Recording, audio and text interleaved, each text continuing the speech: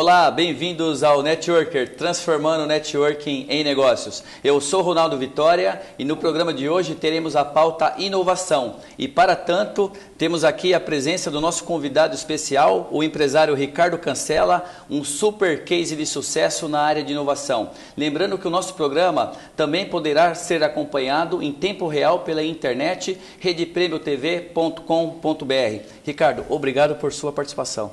Quem agradece sou eu, viu? Parabéns aí pelo programa. É uma honra estar aqui no programa com você. Ok. Ricardo, vamos começar essa entrevista. Eu gostaria que você falasse para o pessoal que está acompanhando o Networker, né, seja em casa, no trabalho, pela TV ou pela internet, quem que é o empresário Ricardo Cancela? Eu vou separar, se você me permite, em dois blocos, né? O Ricardo Cancela, ele teve uma história de sucesso na área executiva de grandes empresas, né, como HP, Compaq, Digito, IBM, Telefônica e Teleperformance. Depois desse período, eu ingressei numa coisa maravilhosa chamada empreendedorismo. Mais do que empresário, eu sou empreendedor. Isso é uma experiência de vida fantástica, eu posso colocar dessa forma, tá? E dentro da minha trajetória, eu posso mencionar mais de 14 países que eu já residi a trabalho, quase 100 cidades pelo mundo que eu já tive o prazer de conhecer, né? Morei quase 2 anos dentro da Amazônia, que poucos brasileiros conhecem, em plataforma da Petrobras e tudo mais. E tive alguns prêmios nacionais e internacionais. Dentre eles eu posso citar a parte de marcas e patentes, a parte de upgrade tecnológico na década de 90 e meados, e também em meados trazer a inteligência artificial, sou um dos precursores em relação a isso no Brasil, na área privada. Né, o sistema antifraude celular, acabei residindo quase um ano, mais de um ano em Marlboro, perto de Boston, para trazer isso. Era eu mais 4 profissionais envolvidos nisso. Então, muito da minha vida tem a ver com tecnologia, de tecnologia para gestão e de gestão para novos negócios. É onde eu me encontro hoje.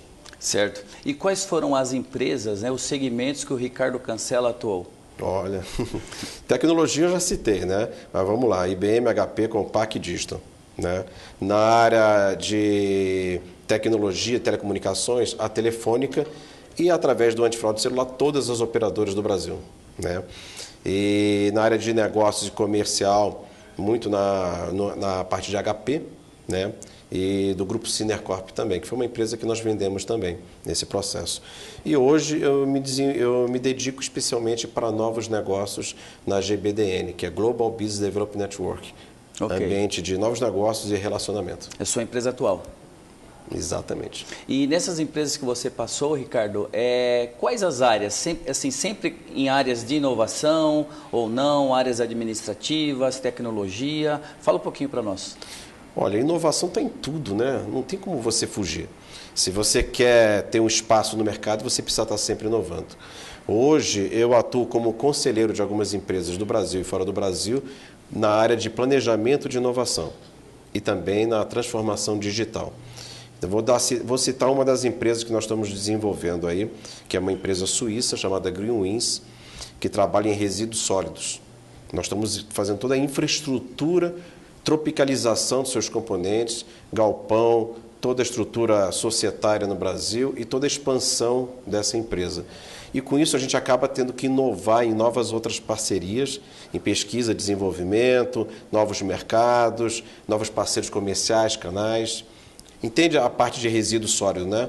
Lá na Europa é uma febre. Você tem totens, a pessoa coloca lá uma lata de alumínio, coloca uma PET, recebe uma fidelização, pontos ou até dinheiro. Esse tipo de tecnologia nós trouxemos para cá. E a gente acaba desenvolvendo coisas que não tem na Europa aqui, para adaptar também ao mercado. Aí entra a parte de inovação. E aí são várias empresas que hoje a gente se desenvolve esse tipo de ação. Esse é apenas um exemplo. Isso sem envolver startup. Porque fora a parte de conselheiro, eu atuo como mentor empresarial. E como mentor empresarial, eu entro no ciclo total de inovação dessas empresas. E não é coaching, tá? Que as pessoas vão ajudando o coeficiente emocional, a montar um plano. Não. Realizar mentoria empresarial é acelerar essa startup. É encontrar os melhores caminhos, novos mercados, potencializar, trazer capital, fundo, investidores, trazer novos parceiros encontrar a forma adequada de você profissionalizar, né, ou realizar a produção disso aqui no Brasil. Você comentou a respeito de um projeto que você está trazendo para o Brasil, que se refere aí à coleta, no caso de resíduos, é isso? A Green Wins na Suíça, exatamente. Okay. Nós começamos com essa coleta de resíduos sólidos, né? Devemos lançar aqui na região, né? Talvez pela Castelo, esse tipo de coleta é o que a gente está fazendo desenho, mas não ficou só na coleta de resíduos sólidos. Nós fechamos uma parceria também com uma empresa inglesa chamada SAR, que ela faz destinação de resíduos sólidos. Então não é só coletar. Você fecha o ciclo. Fecha o ciclo. Esse é o meu papel. É identificar todas essas demandas, essas possibilidades e fechar todo esse ciclo também. E essa é uma inovação que já existia nos Estados Unidos e vocês trouxeram agora para o Brasil? Na realidade na Suíça. Na Suíça. Isso. E nós trouxemos para o Brasil. Tá? Só que ao trazer para o Brasil, o mecanismo é diferente. A consciência do europeu, você não precisa de incentivo. Aqui no Brasil você precisa fazer incentivo para isso. Então nós estamos desenvolvendo ainda uma forma de dar pontos ou fidelizar. Né? Então, quem não tem em casa pilha, bateria, eletroeletrônico, óleo de cozinha, remédios. Então a ideia é essa, é permitir um ponto com uma tecnologia fantástica, um aplicativo e tudo mais. A pessoa vai lá, coloca automaticamente, ao fazer isso, vai destinar de uma forma correta, não vai ser jogada no lixão ou no rio, em qualquer local. Né? Tem um mercado que chama-se garimpo urbano, né? Quando você coloca eletroeletrônico, o que é que sai de um eletroeletrônico? Silício, ouro, prata, bronze, vários minerais nobres. Eles fazem essa descompilação toda e revendem isso para o mercado. Então é um mercado bilionário hoje, conforme eu te comentei, a SAR tem 7 presenças no mundo para realizar esse tipo de trabalho. Então, são parceiros fortíssimos. Você imagina um ciclo inteiro dentro de um processo desse aqui no Brasil. Ainda nós não temos isso por completo, né? Perfeito. Temos projetos bons no Brasil. Sim. Né? Alphaville, por exemplo, onde eu resido, existe a coleta seletiva de plásticos, PETs, alumínios, garrafas. Toda terça e quinta-feira passa as cooperativas, pegam e levam. Né? Só que isso é insuficiente pela quantidade de resíduos, que muitos são tóxicos, que precisa realmente serem coletados. Ok. E é um projeto realmente inovador, né, que já nasceu fora. Já. E também a inovação está presente no ato aí, no planejamento de vocês, da sua empresa, em trazer para cá e fechar o ciclo. Isso. É bem interessante isso realmente e eu tenho certeza que vai contribuir bastante aí com o país, inclusive com o desenvolvimento também. É o que a gente espera, estamos apostando nisso. Exatamente. Ricardo, você falou aí a respeito de mentoria, de startups, falou rapidamente. Eu fiquei curioso, né? Você também faz mentoria para startups, mentoria empresarial, é isso? Fala um pouquinho para nós. Sim. É um modelo bem diferente. Na realidade, eu procuro identificar startups pelo Brasil, seja fintech, insurtech, healthtech, todas as techs de mercado. Se elas tiverem o perfil que a gente deseja, né, a gente se aproxima, apresenta o nosso modelo. O nosso modelo ele é super inovador porque, primeiro, uma startup não tem capital para investir. Eles têm boas ideias, têm inovações incríveis, mas eles precisam que alguém dê esse pequeno empurrão. Então, nós entramos dentro de um modelo que a gente potencializa o crescimento participando desses resultados. Se alcançarmos a meta de crescimento que nós vamos estabelecer com a startup, a partir daí a gente já entra como sócio investidor, um investidor anjo dentro da empresa. Então, existem 2 patamares. Hoje eu estou trabalhando com 9 startups e a minha capacidade, vamos botar até humana e intelectual para isso, o tempo, né, são 10. Então, eu já estou chegando no meu ápice. Mas eu vou te falar, é uma atividade fantástica. Tem uma delas que está ligada à Smart City, chama-se Smart Corner. São de 2 brasileiros, né, são cariocas, patentes no Brasil já e no mundo. Né? E eles tratam de uma coisa interessante, publicidade versus postes inteligentes. Não existe isso no mundo, mesmo sendo discutido nos grandes fóruns sobre Smart City. E nós já temos mais de 100 cidades no Brasil interessadas em implantar isso. Então, por acaso, esses dias eu estava com os investidores tratando de quem vai produzir isso no Brasil, como vai ser a estrutura de logística, de manutenção, de suporte, como é a relação com as empresas de publicidade. Esse é um pequeno exemplo, viu, cara? É muita coisa, né? É muita coisa. Ricardo, em breve aqui no Networker nós teremos uma pauta voltada para mentoria e startups. E eu já deixo aqui o convite, tá? Para você participar conosco, ok? Perfeito. Eu gostaria que você falasse agora um pouquinho, para nós todos, cita alguns cases de sucesso nessa sua trajetória empresarial. Você com toda essa experiência aí que já relatou para nós, cita alguns cases de sucesso, por onde você passou. Tá bom, vamos lá. Vou citar, Vale do Rio Doce, mesmo tendo nesse ápice, Cláudio Brumadinho, Mariana e tudo mais, quando eu tive o prazer de trabalhar com a Vale, né, foi na década de 90, era uma empresa altamente estruturada, com processos claros, com muita qualidade. E eu tive o prazer de participar de um trabalho de mais de um ano para implementar todo um processo de contingência na área de tecnologia no Porto de Tubarões, Rio de Janeiro, Itabira, São Luís e residindo mais de um ano em Carajás, no núcleo, né, no coração da Amazônia. Então esse foi um projeto maravilhoso. Um outro projeto foi um projeto ligado ao Instituto Nacional de Pesquisas Espaciais. Então eu fiquei em São José dos Campos, Lorena residindo, né? E trabalhando em todo o trabalho de reestruturação da área de tecnologia da informação por mais de um ano também. Um outro case que eu posso citar foi o case de antifraude celular, de inteligência artificial, de ter trazido isso, foram 5 anos, em todas as operadoras banda A e banda B do Brasil. Então, um projeto que a gente teve o reconhecimento do governo federal também. Marcas e patentes, eu fiz um comentário no início, mas é um projeto também de 5 anos, esse número me persegue, no bom sentido, né? É um bom número. É um bom número. Então, eu também ajudei a fazer todo o upgrade, né, de tecnologia do Instituto Nacional de Propriedade Intelectual, inclusive o primeiro robô de mídias doado da Suíça no Brasil, eu tive o prazer de conduzir toda a instalação disso. Projetos ligados à Telefônica, vamos colocar assim, né? Eu trabalhei 3 vezes na Telefônica e o último período de vivência no grupo foi na área de relacionamento. Olha, uma pessoa totalmente técnica, né? Área de tecnologia e tudo mais. E em 2008, foi quando eu saí pela última vez, eu estava na área de relacionamento, gerenciamento de projeto, quality assurance, atendimento ao cliente e projetos de Six Sigma para 50% das maiores empresas mais rentáveis do Grupo Telefônica. 4 verticais eu estava envolvido diretamente. Foi daí que deu o grande salto para o que eu desenvolvo hoje em dia. Que é geração de novos negócios através de relacionamento, dentro de um modelo inovador de economia colaborativa, que a gente desenvolve aqui no Brasil em Alphaville, mas nós vamos sair agora para outras capitais, com grandes líderes nacionais e internacionais. Tá? Ricardo, eu gostaria que você citasse para nós alguns modelos de inovação, ou um modelo de inovação que se destaca, né, dentre tantos que você participou. Olha, eu vou citar para você um modelo mais de gestão e também entra a parte tributária. Desde 1949 existe um modelo, né, se assim posso dizer, né, chamado Sociedade em Conta de Participação, SCP.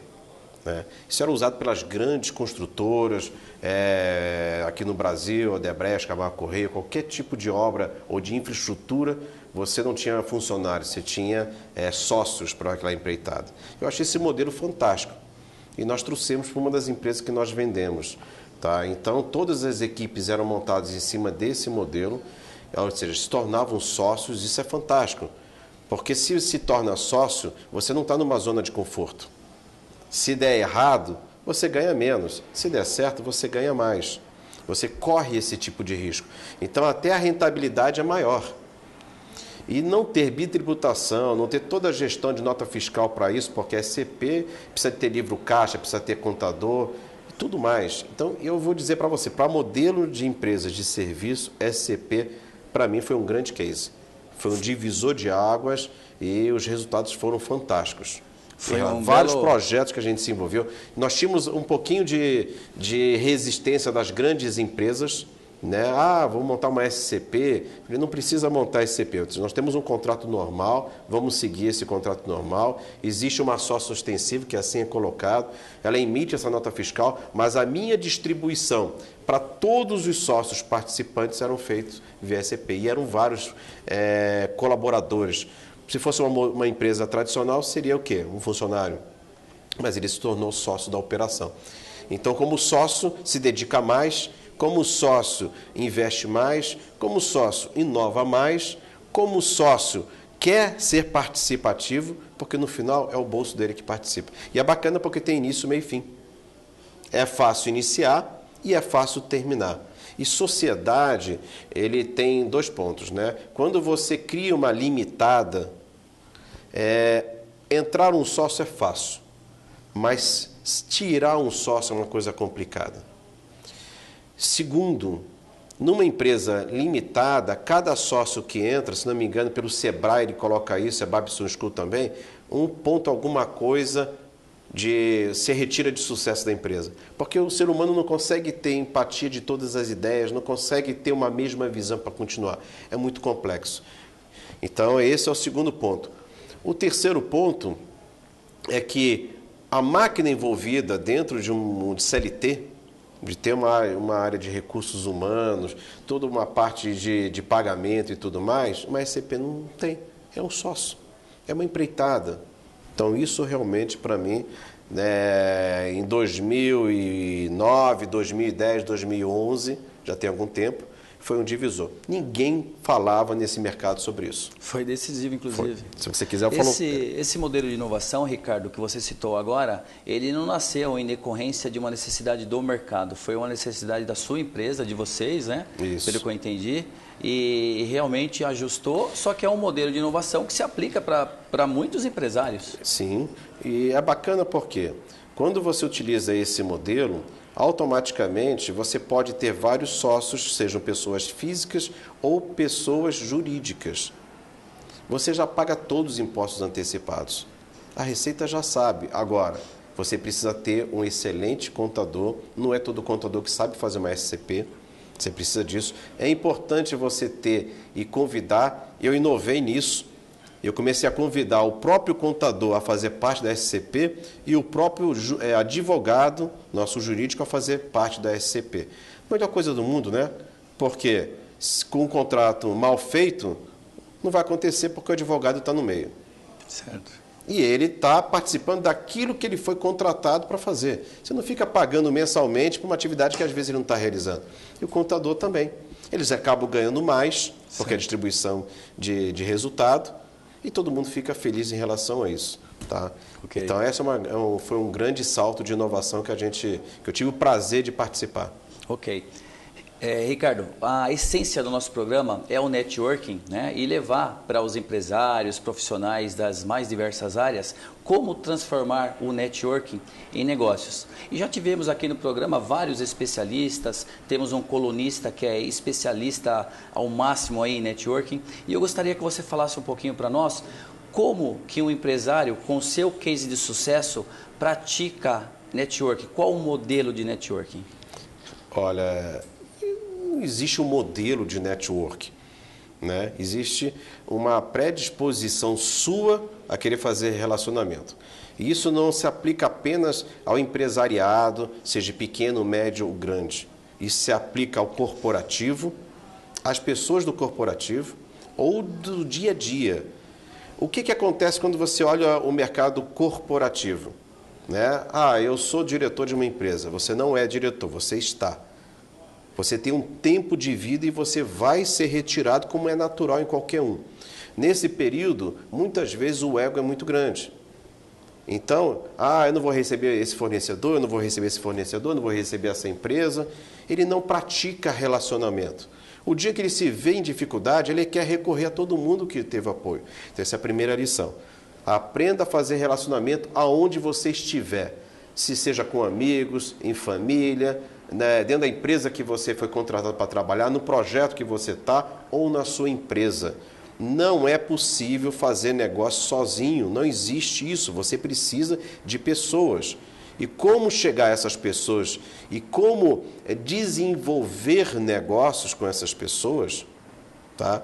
Você precisa começar a participar de eventos de relacionamento, clubes de relacionamento, associações, fundações. Você precisa se envolver. e se tornar, muitas vezes, uma pessoa diferenciada nesse mercado. É o mercado que eu atuo especificamente. E você também tem que ter uma lição no final. Saiba escutar mais do que falar. Saiba o momento certo para você apresentar o seu cartão. Uma vez, num grande banco, eu tive uma reunião com 2 sócios, que eu levei para essa reunião, com o vice-presidente de inovações, dos maiores bancos do Brasil. Foi bacana porque ele já chegou de helicóptero, a gente já estava dentro da estrutura, e ele falou, vocês têm 30 minutos. Nesses 30 minutos, né, ele não entregou o cartão dele. A maioria faz o quê? Chega e já vai entregando o cartão dele. Não, espera o momento certo. Quando acabou, a reunião acabou se tornando mais do que 30 minutos, foi positiva.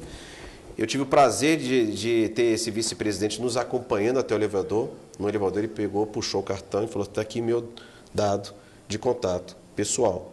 E a partir desse dia a gente começou a fazer um trabalho para esse banco. Então, tudo na vida tem momento. Tente fazer pesquisa também. Quando você vai para um evento de relacionamento, tente identificar as pessoas que vão estar lá. A pior coisa é estar olhando o crachá da pessoa na hora. Você já tem que fazer uma pesquisa, um hunter em relação a isso e chegar com a pessoa de jeito. Tem que desenvolver essa simbiose. Tá? Então, assim, falar de um modelo específico, não existe. Não. É vontade de escutar, é vontade de falar, é predisposição. Você tem que se preparar para o mercado, você tem que conhecer. O meu mercado é telecomunicações. Se torne um especialista em produtos e soluções, serviços, o framework, a estrutura. O meu mercado é da área química. Se prepare para isso e tente ter assuntos diversificados. Quando você quer fazer relacionamento para um nicho específico, é simples. Por exemplo, quando eu participo, eu olho todos os segmentos. Então, você tem que se preparar para isso. E muitas vezes é fazendo curso, fazendo especialização e tudo mais. Fazer relacionamento, basta começar com um sorriso. Mas depois do sorriso tem muita coisa para fazer, cara. Ótimo. Nós temos aqui no Networker um painel chamado Dica de Networking e nós contamos com muito conteúdo de networking, bem aderente ao que você falou agora, e esse conteúdo é gerado por um parceiro, que é o BNI Brasil, a Regional ESP do BNI Brasil, que são especialistas aí também na parte do networking. Eles contribuem muito conosco, já nos deram muitas dicas aqui e é bem interessante ouvir, né, toda essa sua experiência, porque realmente mostra, né, ratifica essa sinergia e a importância do networking. Ricardo, eu vou chamar agora o painel Dica do Especialista, que a nossa colunista, a Jussiane Siqueira, vai falar um pouquinho para nós a respeito do serviço de registro de marcas e patentes. Ela vai dar uma dica, tá? E nós voltamos já. Jussiane, é com você. Obrigada, Ronaldo. Bom, pessoal, a dica de hoje é sobre a importância do registro de marca. São basicamente 3. A primeira delas é a pirataria. Você registrando a sua marca, você vai evitar a pirataria, o uso de má fé dos seus concorrentes. Essa é a maior importância do registro, né? Visto que com o crescimento do mercado, com a globalização, tem acontecido muito de uns imitarem os outros e com seu crescimento isso acontecer. E não é um crescimento global ou nacional, não. Às vezes na própria região acontece pirataria. Isso tem sido algo bem comum, tá, pessoal? A segunda dica é sobre a avaliação de marca. A avaliação de marca é um procedimento que vai transformar a sua marca em um patrimônio da empresa. Quem faz é um profissional especializado na área. Esse profissional vai fazer a análise intangível da sua empresa e através daí vai para a sua marca e a marca vai ter um valor e assim se transformar num patrimônio. Na maioria das vezes, também em micros e pequenas empresas, é comum que a marca seja o maior patrimônio da empresa, tá, pessoal? Então não é só grandes marcas que têm grandes valores, não. Micros e pequenas empresas também, até porque eu já vi vários casos. Outra questão também é sobre franquias. Para você ter uma franquia, você é obrigado a ter o registro de marca. Não adianta começar procedimento desse serviço sobre franquia se tu não tem o registro de marca. É obrigatório. Se vocês forem ver na Associação Brasileira de Franchising, verão que lá tem essa obrigatoriedade. Bom, pessoal, por hoje é só. Passo a palavra para o Ronaldo. Grata. Obrigado, Jussiane, nossa colunista especialista em registro de marcas e patentes. Ricardo, estamos encerrando aqui a nossa entrevista. Gostaria de agradecer imensamente realmente a sua participação, mas antes, gostaria que você desse um recado final para todos que estão nos acompanhando. Será um prazer. Posso dar 2 recados? Sim, com certeza. Então, você mencionou sobre BNI. É super interessante. Nós temos negócios, né, de jantares com lideranças, né? Aqui no Brasil a gente chama de jantares de liderança, né? Que é o que a gente desenvolve de relacionamento. Em locais como Suíça, Holanda, Inglaterra, Portugal, Espanha e Canadá, é onde a gente está agora começando a desenvolver. Mas o mais interessante quando você falou de BNI, aonde eu passo, eu encontro o BNI. E o BNI para pequenas e médias empresas, a experiência que eu tenho, né, é fantástico, é fenomenal. Realmente o pequeno PYMEs deve, né, se ele quer realmente desenvolver novos negócios, se desenvolver para o mercado, abrir, fazer varejo de vizinhança, começar a crescer em relação a isso, é um dos melhores núcleos de relacionamento que eu conheço. De fato é. O segundo, né, que eu vou falar rapidamente aqui. O jantar de liderança que a gente desenvolve, ele é para o mercado nacional e internacional enterprise. São grandes líderes empresariais e grandes executivos, dentro de um patamar de atrair o público-alvo para os negócios que nós participamos e desenvolvemos. Muitas vezes o que a gente desenvolve para o mercado é identificar a demanda não percebida pela indústria para o mercado. Então nós estamos sempre procurando encontrar um nicho, né, de mercado ou nas empresas e trazer esse nicho para essas empresas para desenvolver esses novos negócios. Esse é o mercado que eu trabalho. Muito obrigado pela oportunidade aqui, por essa entrevista. Muito feliz, viu? Obrigado mais uma vez. Pessoal, voltamos já já com o quadro Bate-Papo com Empresários. Networker, transformando o networking em negócios. E nesse quadro Bate-Papo com Empresários, temos aqui a professora doutora Rita Lima de Castro, para debater conosco o tema inovação. Lembrando que no quadro anterior recebemos aqui o empresário Ricardo Cancela, que trouxe aí muitas experiências a respeito de inovação. O nosso programa também poderá ser acompanhado em tempo real pela internet, redepremiotv.com.br. Professora Rita, muito obrigado por sua participação. O Networker agradece imensamente a sua presença. Muito obrigada, Ronaldo, pelo convite. É uma imensa satisfação estar com vocês. Legal. Professora, eu gostaria de iniciar esse bate-papo com a senhora pedindo que se apresentasse um pouquinho mais para o pessoal que está acompanhando o Networker, seja em casa, no trabalho, por favor. Ok. Bem, eu sou a Rita Lima de Castro, eu sou pós-doutora pela FEA USP na área de administração, também tenho um doutorado em ciências pela USP, fiz meu mestrado na Escola de Administração de Empresas de São Paulo da Fundação Getúlio Vargas, GV, também na área de administração, também lá fiz uma especialização, sou graduada em jornalismo. Quer dizer, um currículo bem de respeito. É com muita satisfação que eu apresento o currículo, mas pelo sentido de mostrar aos colegas telespectadores que eu sou, acima de tudo, professora. Desde pequena eu exerço essa profissão na área acadêmica, no ensino superior. Eu sou professora desde 2004. Atuo numa universidade em São Paulo, chamada Universidade de Mogi das Cruzes, campus Vila Lobos, e sou pesquisadora na USP. Muito bom. Professor, e considerando toda essa sua experiência, né, o nosso programa de hoje ele tem como pauta o tema inovação. Como está o aspecto da inovação no meio acadêmico, dentro das salas de aula? Fala um pouquinho para nós. Ok. Há uma grande discussão na área acadêmica sobre a inovação das universidades, porque, afinal, a inovação acontece em todo lugar e como as universidades estão se preparando para inovar. Sob o ponto de vista didático, muitas universidades, escolas de qualquer nível estão utilizando atualmente muitas tecnologias novas, Mas o ensino em si, ele permanece da mesma forma do início das universidades, ou seja, aquela troca de conhecimentos entre professores e estudantes. Pessoalmente, eu acredito que essa troca, ela não consegue ser substituída pela máquina. Apesar de nós termos muitas inovações tecnológicas, você poder assistir, por exemplo, um curso inteiro em EAD. Muitas pessoas fazem isso, o que é ótimo sob o ponto de vista de economia de tempo. Porém, aquela troca olho no olho entre professor e estudante, eu entendo que essa nunca vai sumir, porque ela faz parte do aprendizado.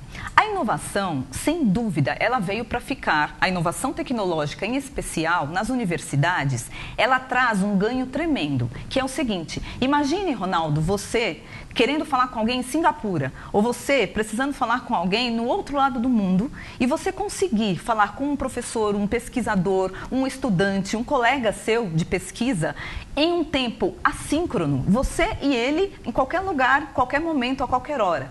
Isso só a tecnologia, só a inovação tecnológica pode trazer. Mas este é o ponto que as universidades podem aproveitar bem.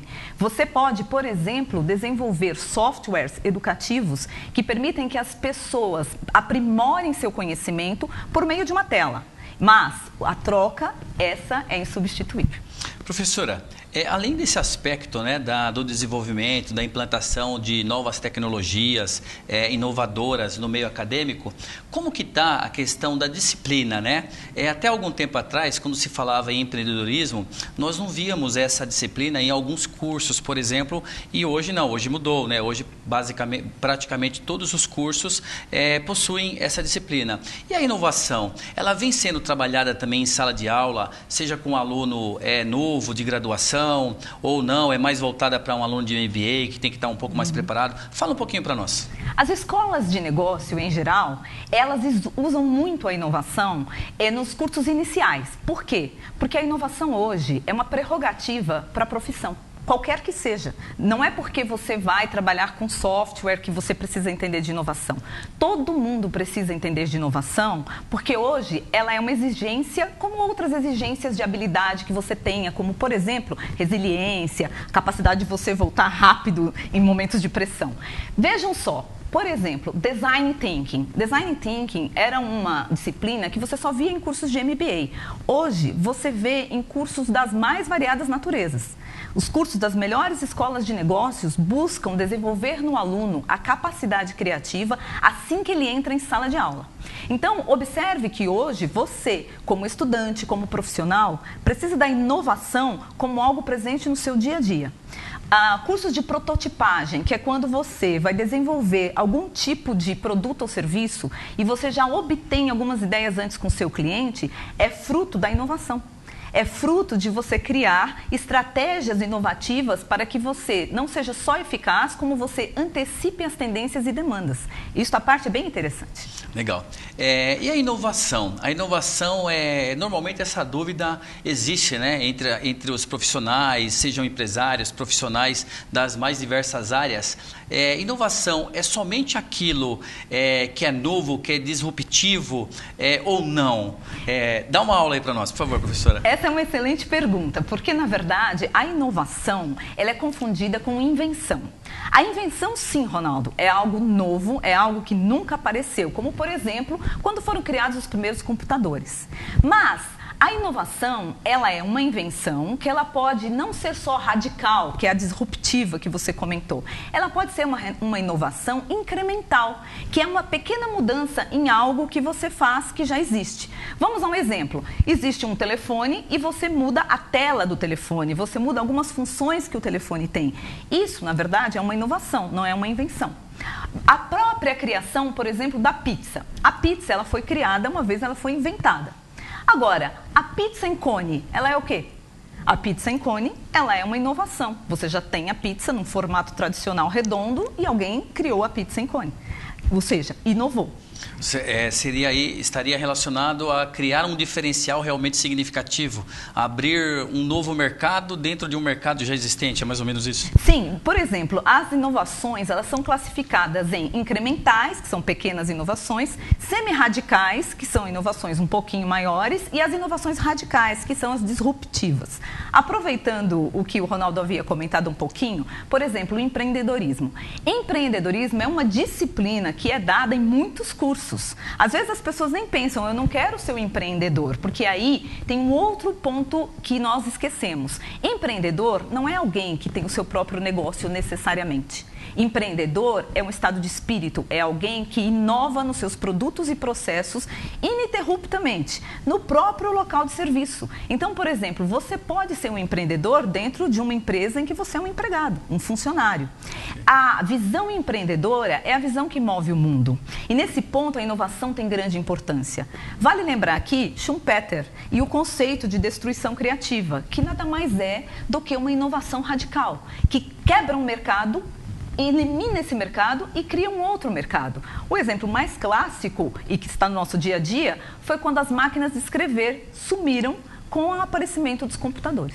Legal, ótimo. O bate-papo está muito bom. Eu vou fazer só uma pausa para chamar agora o nosso painel Dica do Especialista com a colunista Rose Mazei, que vai falar conosco a respeito de colaboração. Tá ok? Ok. Rose, é com você. Obrigada, Ronaldo. A dica de hoje vai estar sobre colaboração. Não dá para falar de colaboração sem falar de competição. Por quê? Porque nós viemos de um caminho de muita competição, né? Nós fomos criados para sermos competitivos. E a gente está numa fase de mudança total disso, né? As empresas estão cada vez mais verificando que é necessário, sim, que as equipes sejam colaborativas. A colaboração, ela facilita demais a parte de engajamento. Hoje, um dos maiores problemas que as empresas têm com seus recursos é o engajamento, né? A pessoa realmente vestir a camisa. Então, a colaboração é uma coisa que ajuda bastante. Mas e aí, como que faz essa colaboração? A colaboração ela tem que partir de cima, né? De quem manda na empresa, né? O exemplo vem dali. Então, desde o início, onde se tem uma ideia de um novo projeto, de um novo produto ou serviço, é necessário que já se tragam esses funcionários, esses colaboradores, está aí o nome, né? Colaboradores, para já trabalhar desde o início, né? Então, faz parte da empresa, a cultura da empresa tem que se ajustar para ser mais colaborativa. E assim, o ganho real é o quê? Engajamento, maior produtividade. Quando as pessoas elas trabalham com um objetivo comum, todo mundo sai ganhando. E a empresa mais que todos, né? E a questão é o seguinte, não só com colaboradores da empresa. Hoje o mercado pede que você seja colaborativo, inclusive com seus parceiros, né? Parceiros de trabalho, sejam não mais concorrentes, né? Não mais competidores, mas coopetidores, né? Pessoas que estão junto com você e que ajudam o teu negócio a crescer. Então, a ideia é essa, de falar um pouquinho disso. O networking é uma das coisas mais importantes na cooperação e na colaboração. E eu espero que vocês tenham gostado da dica. E eu quero que você continue por aí, Ronaldo. Obrigada. Muito boa dica. Obrigado, Rose. Professora Rita, gostou da dica da Rose? Quer comentar? Sim, quero. Obrigada, Ronaldo. Muito interessante, porque a colaboração é um dos pontos mais importantes na inovação. Olhem só, quando alguém tem uma ideia, ele tem um conhecimento tácito, que ele é subjetivo, é interno da própria pessoa sobre a ideia inovadora. Se ele não consegue contribuir, isto é, não consegue trocar com seu colega, esse conhecimento tácito nunca vai ser socializado, ele nunca vai se tornar explícito. E para uma organização aproveitar a inovação, não basta apenas ter pessoas inovadoras, ela precisa de pessoas colaborativas que tornem essa inovação compartilhada, ou seja, se torne um conhecimento explícito que possa ser usado para a organização. Ok. Professora, a inovação, eu acredito que seja aí mais uma dúvida, né, que existe. A inovação, ela se atribui apenas a um produto ou não? A inovação também pode ser utilizada em outras situações? Por favor. Ok. A inovação, Ronaldo e telespectadores, ela abrange muitas outras coisas além de produto. Normalmente nós pensamos em produto porque é mais fácil, mas observe, a inovação ela acontece nos serviços, Serviços que não existiam passam a existir, como táxi que você chama por telefone, você pedir para uma pessoa cuidar, uma profissão do futuro muito interessante, cuidar do seu ócio, do seu tempo de lazer. Existem profissões que não existiam, elas foram inovadoras em cuidar das pessoas para que elas possam ter momentos de lazer aproveitando da melhor maneira possível. A inovação também acontece em processos, como, por exemplo, modificar uma total cadeia de suprimentos para ser mais rápido para atender ao seu cliente. E a inovação também acontece no que eu chamo de quebra de paradigmas, que é a forma diferente de você agir com as pessoas, de você tratar com elas e de você trabalhar de uma maneira muito mais cooperativa do que simplesmente competitiva. Com isto, você inova na forma de lidar com seu funcionário, com seu colaborador e eleva a possibilidade de a sua instituição chegar adiante. Não é interessante? Sim, muito interessante. Professora, qual a importância do profissional se preparar para o futuro, considerando todo esse aspecto de inovação que cresce cada vez mais, né, que está em ritmo acelerado?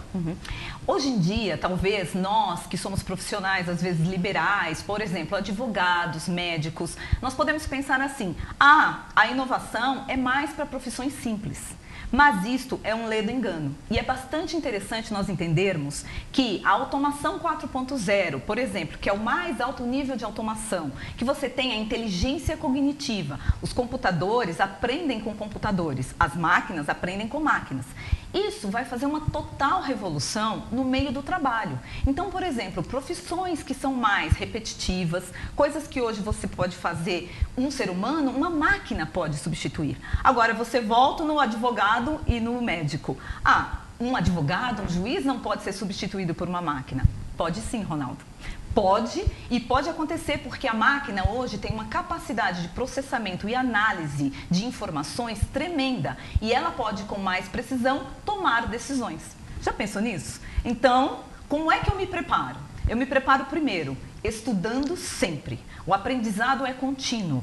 Você tem que entender, meu caro telespectador, que não adianta você pensar que já aprendeu o suficiente. O aprendizado nunca é demais e a inovação vai exigir de você cada vez mais um estudo profundo e sempre decidindo como você supera a máquina. Não é interessante? Será que existe algum projeto de inovação para substituir um apresentador? Essa é ótima. Você sabe que existem televisões que elas já são tão criativas que elas conseguem até fazer charges e humor do que... Agora, eu ainda discuto. Eu acho que um apresentador nunca vai ser substituído, como um professor também não.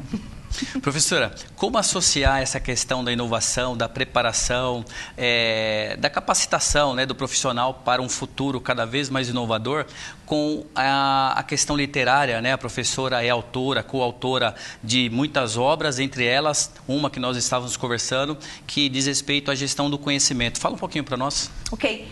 Alguns livros que nós produzimos, eu, por exemplo, tive que fazer alguns livros sobre gestão do conhecimento e aprendizado organizacional. E quando você pesquisa, você descobre que há condições de aprendizado que elas devem ser reproduzidas para que sirvam para todos. Então, eu vou lhe dar um exemplo. Não basta só estudar, é preciso trocar ideias, é preciso aprender com os outros e é preciso saber registrar esse aprendizado. Essa é outra coisa muito importante. Por exemplo, você que está hoje assistindo a este programa, você pode pensar: em que eu posso inovar? Em que eu posso me aprimorar? Em que eu posso ser melhor? Essas 3 perguntas, elas vão resultar em você ter uma análise sobre quem você é. Quais são seus limites hoje? Eu estou falando da parte intelectual, aquilo que você precisa aprimorar. E o que o futuro lhe reserva? O que você quer ser no futuro? Essa é uma pergunta, parece simples, mas não é. Como você se prepara para o futuro? Estudando, sim. Se aprimorando, sim. E aprendendo a ser humilde o suficiente para usar suas falhas como um aprendizado futuro. As empresas que inovam, elas sabem que a inovação é um risco. Você tem que saber assumir esse risco. Então, aprenda que o risco é inerente à inovação. Você tem que saber lidar com ele, aprender com o erro, para que você possa seguir no futuro com eficiência. Ok. Professora, eu vou fazer uma pergunta agora relacionada à essência do nosso programa, que é networking. Eu gostaria que a professora explanasse um pouco a respeito da importância, né, do networking, que é o que também discutimos bastante aqui, com a questão da inovação. Dê a sua opinião, por favor. Ok.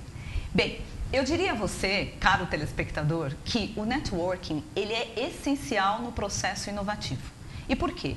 Porque o networking é uma troca que vai fazer com que a inovação se solidifique. Não há inovação sem troca. Quando um cientista cria algum produto, projeto, seja lá o que for que ele faça, se ele não tem como trocar com os outros, ele não vai para frente, nem no projeto, nem no financiamento, nada funciona. Nas empresas, pessoalmente, o networking ele é fundamental para que a inovação possa se consolidar e para que você, como profissional, também possa crescer. Assim eu vejo. Ok. Professora, mais uma pausa, que agora eu vou chamar o nosso colunista Flávio Guimarães com a dica de networking e hoje é uma dica bem inovadora. Flávio, vamos lá. Ô Ronaldo, mais uma vez, muito obrigado aqui pelo espaço no networking. Olha só, pessoal, eu estou aqui na Campus Party de São Paulo fazendo muito networking. Já consegui aqui em poucas horas 5 contatos muito importantes para o meu negócio. E eu queria compartilhar com vocês uma mensagem muito importante. Poderia sair daqui hoje já satisfeito, achando que esses 5 contatos vão me gerar negócios. Porém, o mais importante de fazer um contato novo é fazer um follow-up para que esse contato não seja esquecido, nem por mim, nem por essas pessoas que eu contatei, e principalmente para que a gente possa gerar oportunidades e acompanhar essas oportunidades até elas se concretizarem e realmente gerarem negócios. Então a mensagem que eu quero passar é: você fazendo contatos novos no networking, você precisa fazer um follow-up. Ligue depois, faça um acompanhamento, um to-do list, uma agenda dos próximos passos e não deixe essas oportunidades à deriva. Está na sua mão gerar negócios com o seu contato de network. É isso aí, pessoal. Um grande abraço a todos e lembre-se sempre, networking transformando networking em negócios. Tchau, tchau. Obrigado pela dica inovadora, Flávio. Professora, gostou da dica? Sim, gostei bastante da dica do Flávio e gostaria também de deixar uma dica para os colegas telespectadores, se você me permitir. Posso? Permito, sim. Ao longo da minha vida acadêmica, eu aprendi que nada supera o conhecimento. Aquilo que você tem, que nada, ninguém pode tirar de você. Então, se eu puder dar uma dica para vocês, eu digo a vocês, pesquisem sempre, procurem aprender sempre. Deixem dentro de vocês aquela curiosidade natural que nós nascemos com ela e que ao longo do tempo nós vamos perdendo. Às vezes por convenção social, às vezes por o que será que vão pensar de mim. Mas eu aprendi na vida que 3 coisas fazem a diferença. Tenha humildade, tenha criatividade e tenha curiosidade. Essas 3 palavrinhas fazem toda a diferença na nossa vida. Muito obrigada, Ronaldo. Nós que agradecemos, foi muito importante, né, contar com a sua presença, com a sua aula aqui hoje no Networker, transformando o Network em negócios. Obrigado, professora. Eu que agradeço, um grande abraço a todos. Pessoal, chegamos ao fim de mais um programa Networker, transformando o networking em negócios. Lembrando que voltamos no próximo sábado, às 21 horas, aqui na Rede Prêmio TV. Até lá!